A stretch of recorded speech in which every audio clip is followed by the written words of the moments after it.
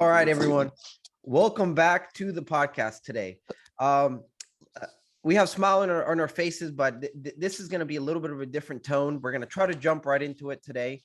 Before we do that, please don't forget to smash the subscribe, the like, and share to both White Knuckle Racing and Jam Racing. That's the Jam Racing is our vlog series. This is our podcast series where we jump on and we talk everything that's happened on the previous races and what we got going on. We talk about products that are coming out. We talk to different drivers around the nation. This is where we do that. But if you want to see us like raw live at the track, watch us make mistakes, watch us push people off the track, that's where you go and do it over in Jam Racing. There will be plugged over at the bottom, especially by Jorge. But we're going to jump right in today. There's two things in the last week that had happened within the 206 community, especially here in Florida, that has a good percentage of the racers.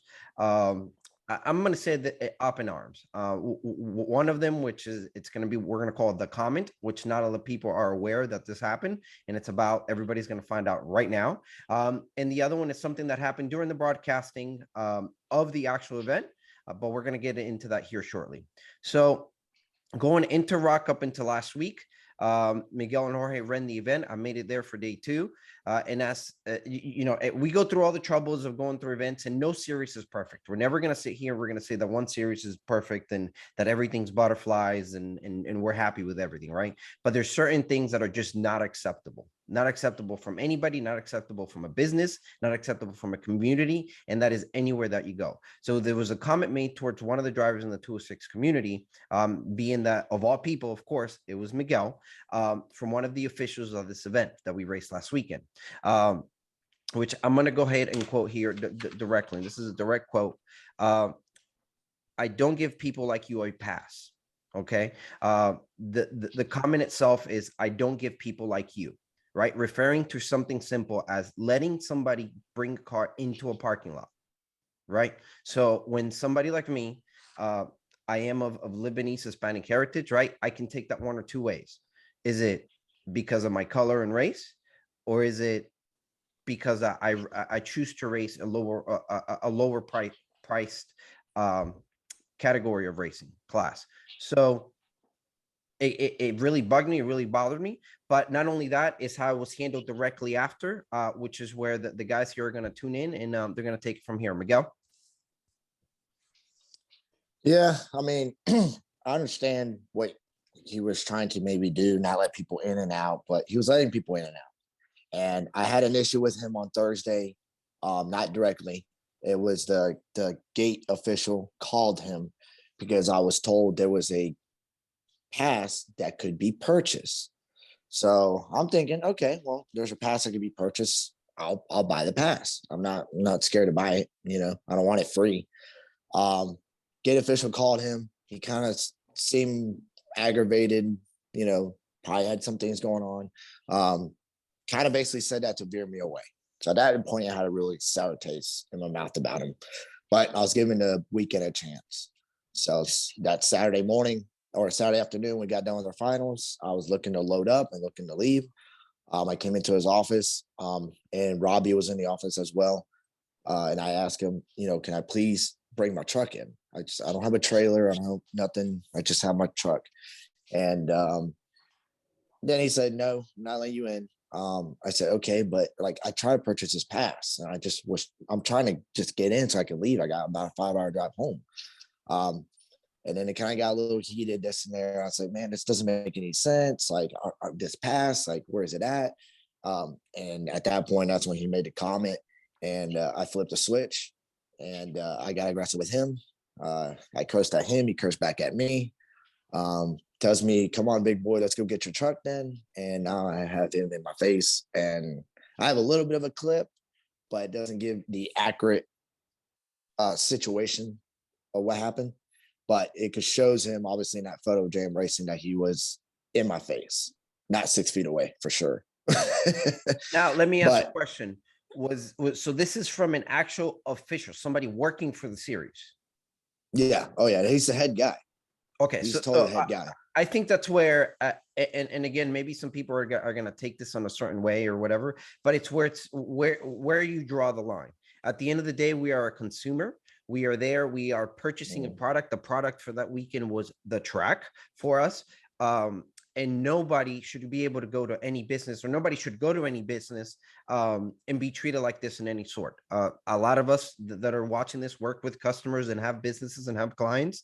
And I don't, in my 17 years of working with customers, I will never tell a customer, you can't do that because of people like you. Whether you bring a vehicle to me that's worth $300 or $300,000, it's just, it doesn't matter. So, that's my stand on it. You know, I was not in the room when it happened. There's still more, which again, it followed up where of all people, again, also it was Jorge's involvement coming up. But again, we go back to, it's unacceptable. They are providing a product. They are a business. You do not talk to your customers, your clientele by any means. And whether it's because we're not spending $10,000 for the weekend, maybe that's what it is, right? But at the end of the day, there should be no difference where I'm pitting out of the back of my truck, or I show up with a team of 30 drivers and, you know, and pay $10,000, $20,000 for a big rig. So Jorge, what happened to you after that? I came back to pits. I don't know where I was at, to be honest.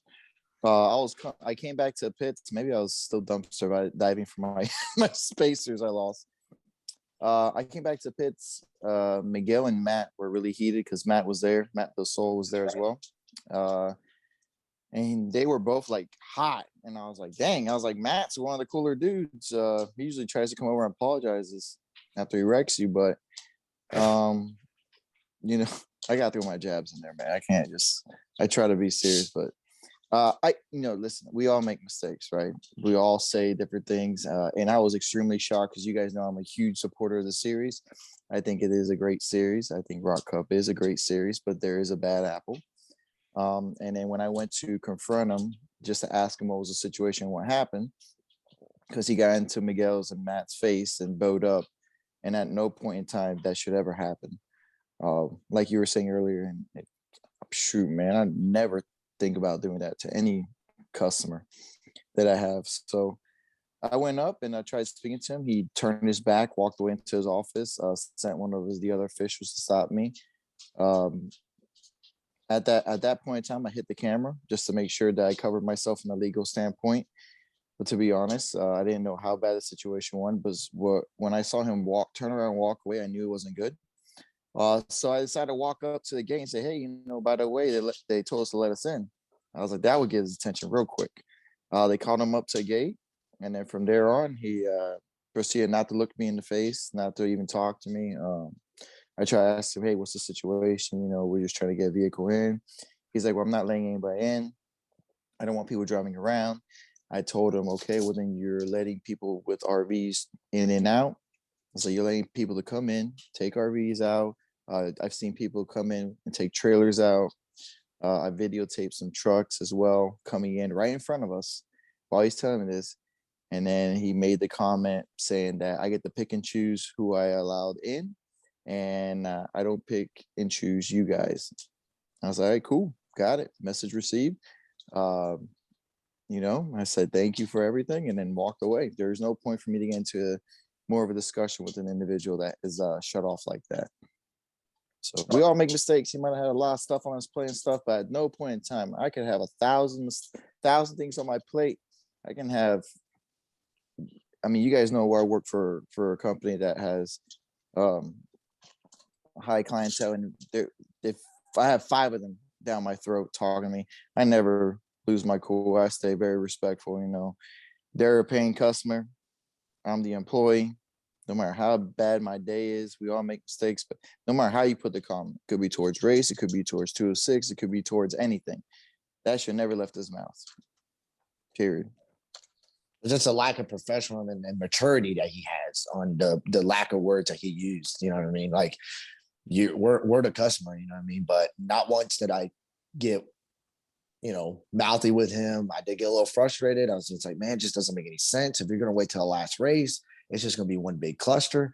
Every other event we've gone to, they let us pack up and leave. The faster each race gets done, the faster everybody packs up and leaves, and there's less traffic. Dude, you had kids on golf carts almost hitting people. Yeah. We had to get security multiple times to stop them because we were parked in front of the one of the high traffic areas out back. We were out back in the grass, but there was no grass. But we were out back in the grass and out there by the porta potty. We were right. Porta potty. Yeah, we were right next to porta potties. Put them shits back over there. Yeah. But I'm telling you, those kids were flying around in golf carts and bicycles, and we almost got hit.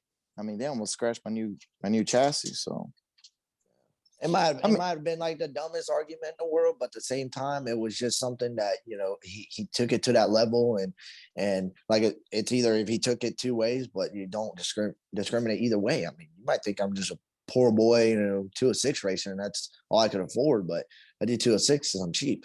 Yeah, right. You gotta understand, but he don't. I don't know him. He don't know me. You know what I mean? Yeah, like, there's people out there that race 206 that could buy the track if they wanted to.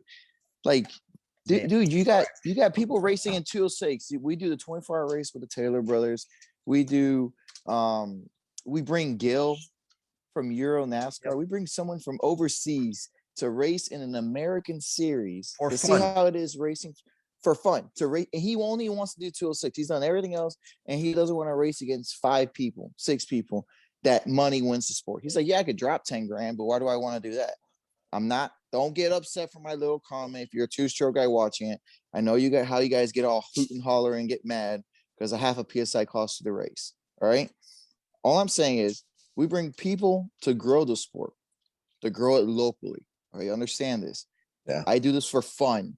Right, this does not pay my bills. I want more people because I like racing the local scene with 30 plus carts. Hell, we made it to the national scene and we have more carts on track than some of the other classes. I'm just saying that you don't know who you're speaking to. You don't know who it is.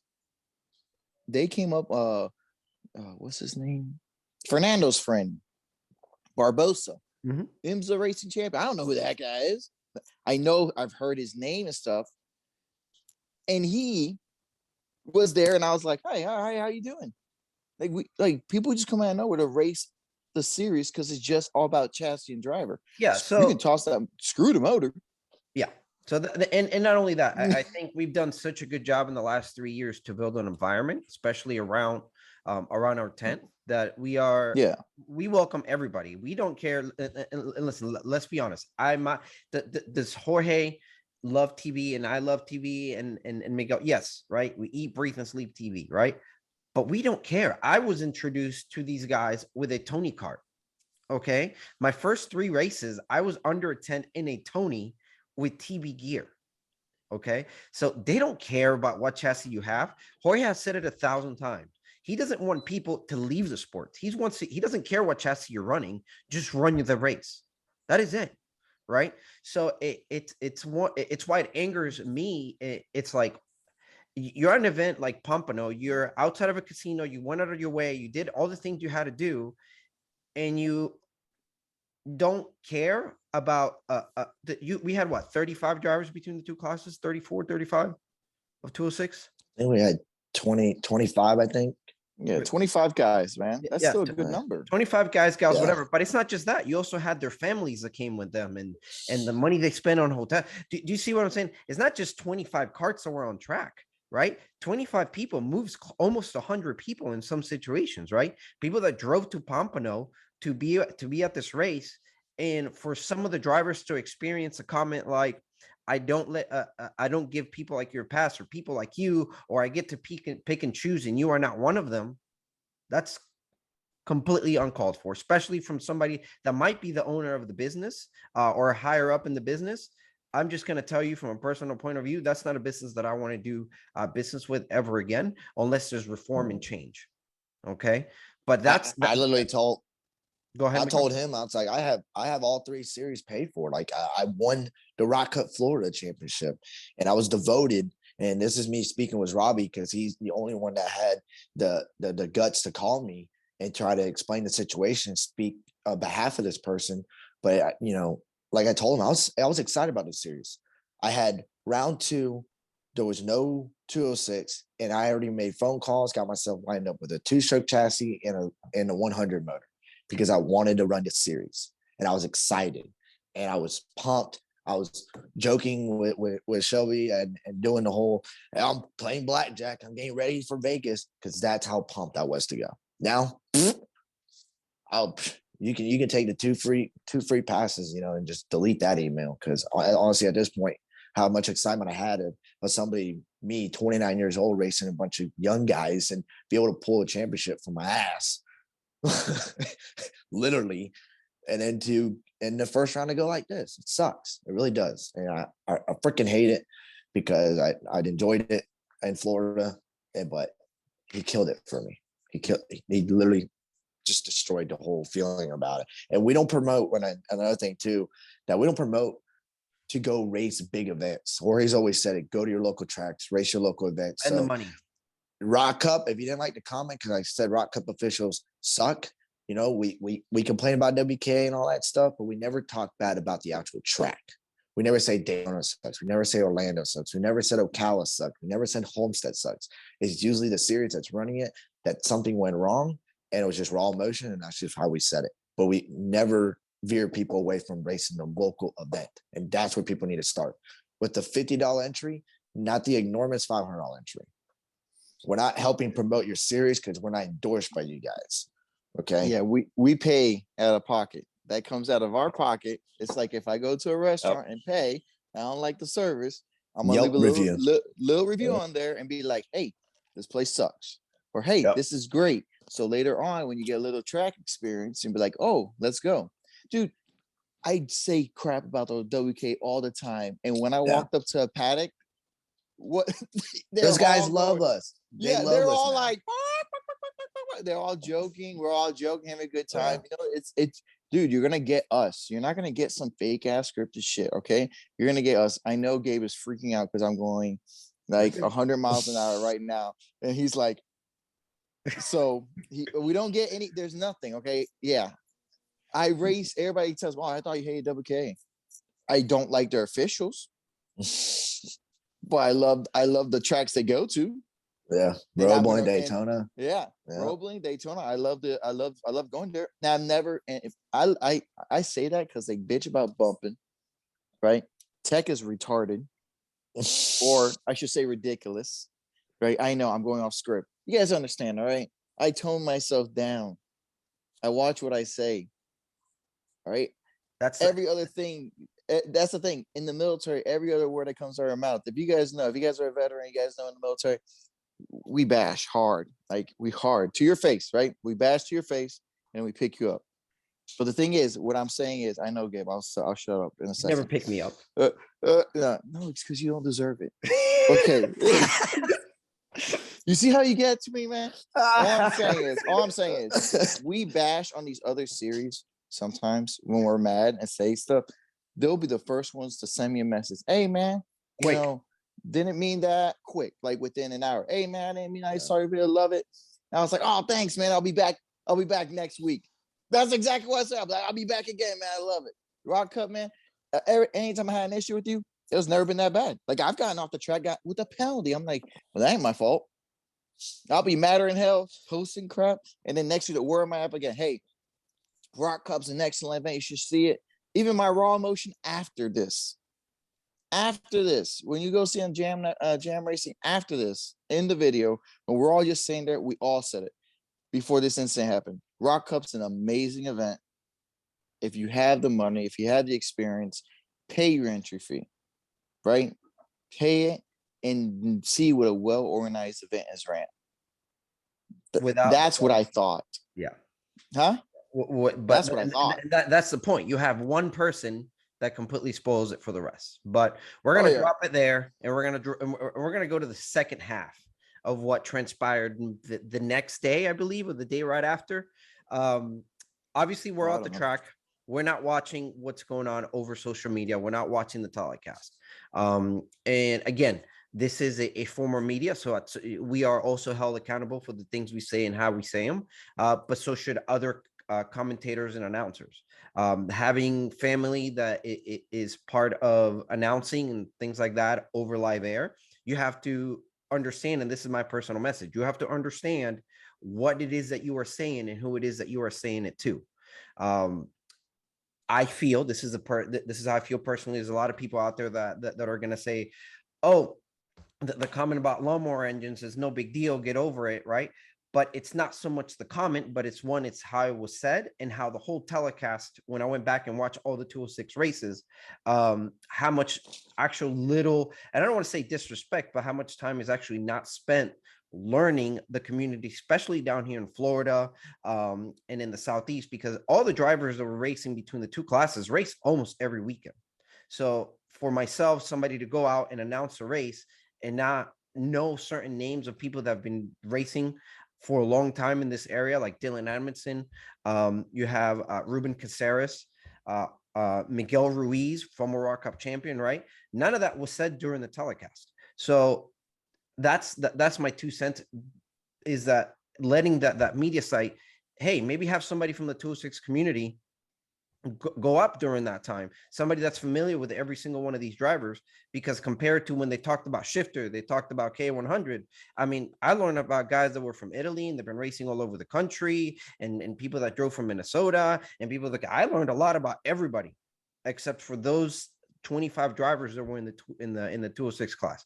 So just be a little bit more cautious of how you say things. Make sure that you learn, spend 2 minutes, go out on the grid. Hey, if you don't want to learn whoever's number 17, you want to read it off the time card, that's fine. But learn the people that are there every single week, that are going to be there every single event. Because when our families watch the playback and they go, who's Roots?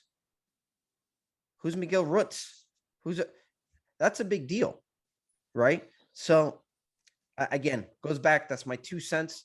Jorge, do you have anything on that? To be honest, the only part I really watched was that and the me wrecking portion, because you guys showed to me 1,000 times. Part. Yes. And then someone on social media was pointing out our name, everybody's names in the class, and I was like, well, what do you mean? And then I heard Giorgio Roots, and I was like, oh my freaking god! Oh, this guy's butchering it. I was like, I was like, Xander, why do you take a break now? Like, I know you gotta take a break, man. Just drink some water and drive on, baby. I was like, you waited for the 206 class. Yeah, exactly. And then someone said, hey, did you guys see the main event? And I was like, what do you mean? He's like, they went to commercial break and like started on lap 9 or 10 for you guys. I was like, oh, I didn't even know that. I was like, all right, cool. I was like, in the end, I was like, all right, lawnmower, listen, I use that as a platform. Justin, thanks for taking hit on the team. That doesn't bother me. Really not the lawnmower. Our little tater diggers. Yeah.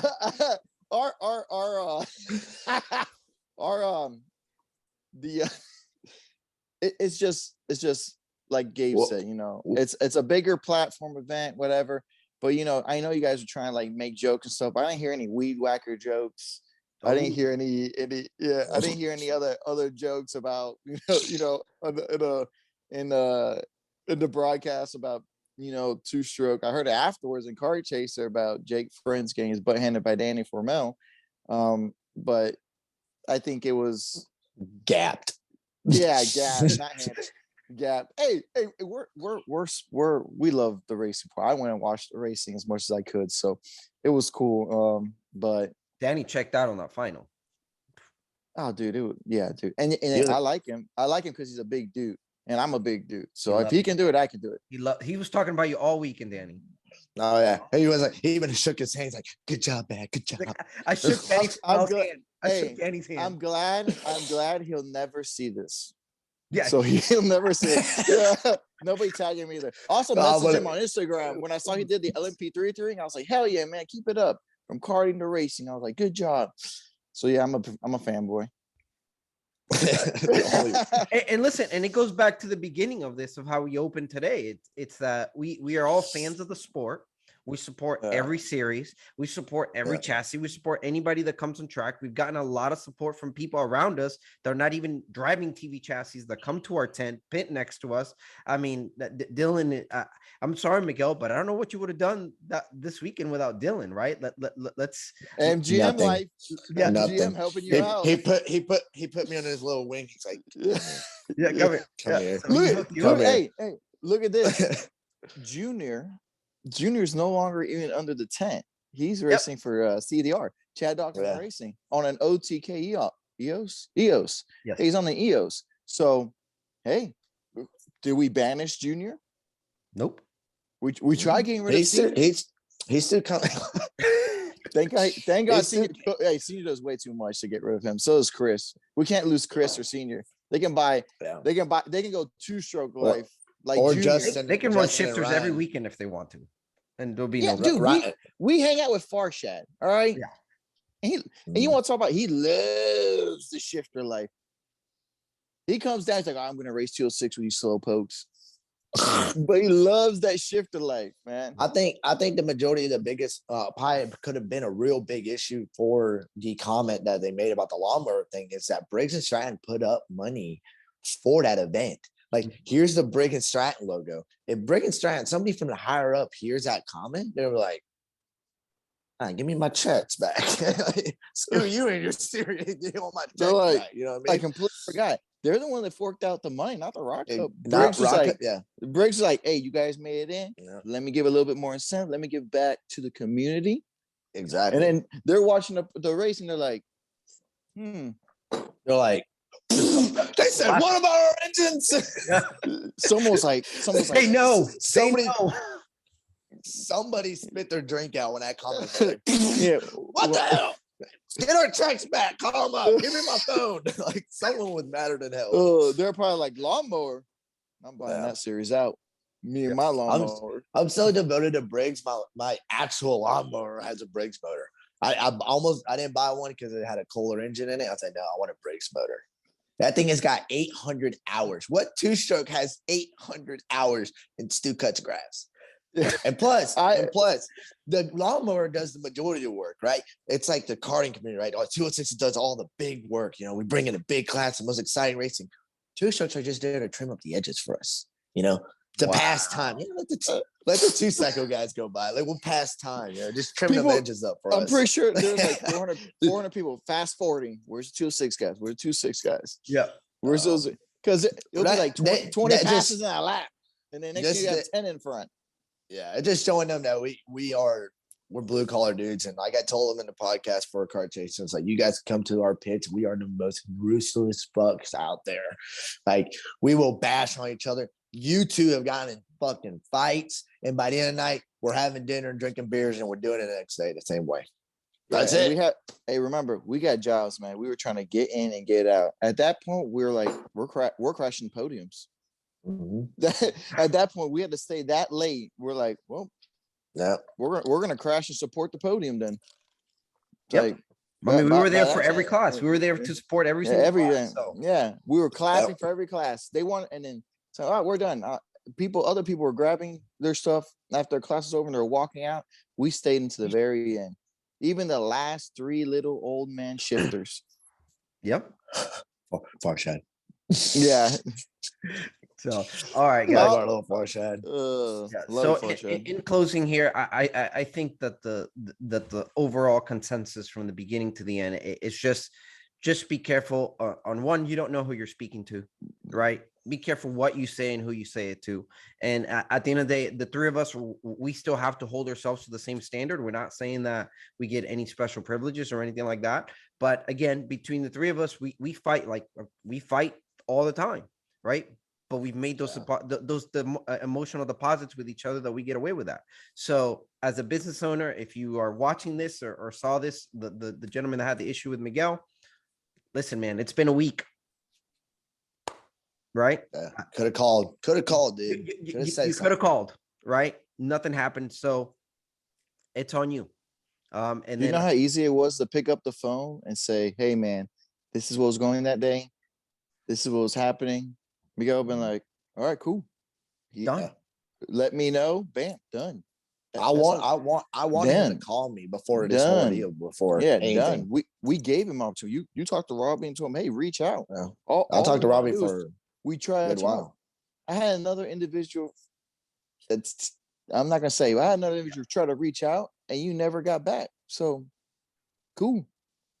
Yep. So it's on you. So we don't ask anybody not to run any series. You take this as you may. But for right now, Yeah, I don't I see still think any. it's a great series in the end. Yep, I don't see anybody from White Knuckle or Jam Racing. I mean, the three of us together. I don't see the three of us racing the series anytime soon.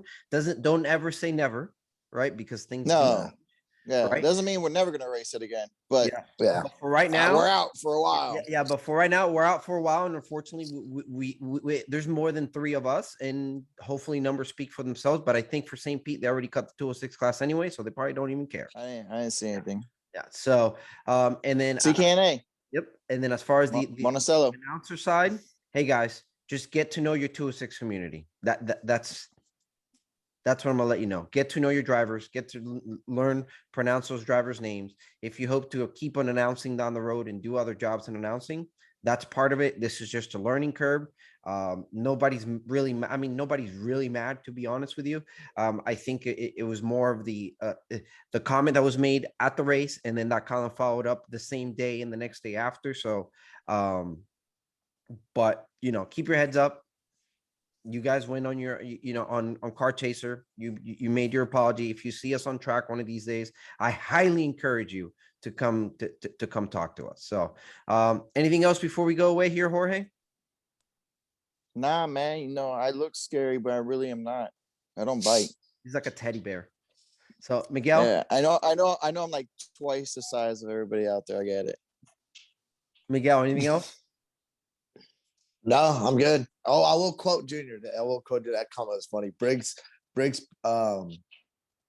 what did he say? Briggs people. All right. Briggs lives matter. Briggs lives. Briggs racers are people too. I think that's Oh, what he said. Oh man. Briggs racers are people too. Best comment in our whole video, I think. It's not that. I think to be honest, I think Junior does have spark of life sometimes. Yeah. And those are one of those small sparks. This is probably the nicest thing you've ever said to Junior. He's not gonna know how to act. He's gotten faster because I've been tough on him. I haven't babied him like his dad. Yeah, I'm glad he's taking all the credit that Chad's done under his tent. Good job. Yeah. All right, guys. Well, don't forget to smash the subscribe button, share it with the 206 community. We try to do this mainly around the 206 community to get the word out. If anybody wants to try to get into the sport, reach out to any of us. We'll be more than glad to answer any questions that you need to do. And that's it. And Jam Racing, we're going to be dropping the other video, the day 2 today. Jorge? Yes, but if you're offended by anything that's said in this comment during this podcast, contact Gabe, right? Just deal with Gabe because you're not gonna get. Just deal with Gabe, okay? Don't contact us. Yeah, no. Yeah, don't get butt hurt, please. All right, thanks everyone. We're gonna catch you next time. Hopefully by next Sunday we'll have another one up, and hopefully we'll be in a much better mood and with much more information for you guys. Thank you. We'll see you next time. Yeah. Catch you guys on track.